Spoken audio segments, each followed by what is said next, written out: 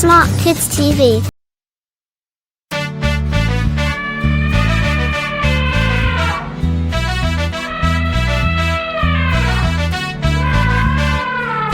हाथी दादा उड़ले वादा पहुंच गए बाजार, जूते की दुकान देख कर जूते मांगे चार।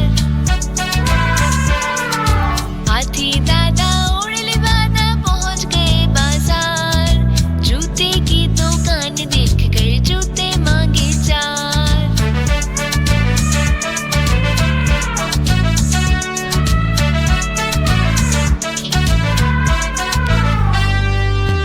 आलू जूते वाला बोला बड़ा तुम्हारा नाम, इतने बड़े न बनते जूते दादा कर दो माफ। आलू जूते वाला बोला बड़ा तुम्हारा नाम, इतने बड़े न बनते जूते दादा कर दो माफ।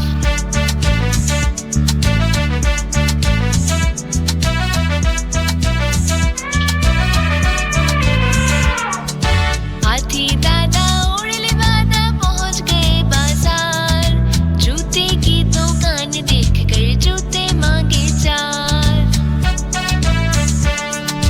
हाथी दादा उड़ले वादा पहुंच गए बाजार, जूते की दुकान देख कर जूते मांगे चार।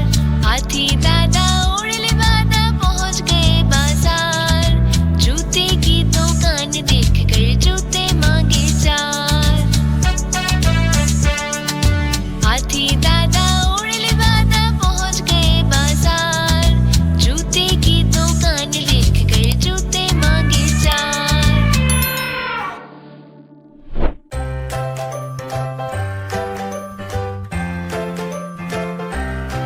Like, comment and subscribe.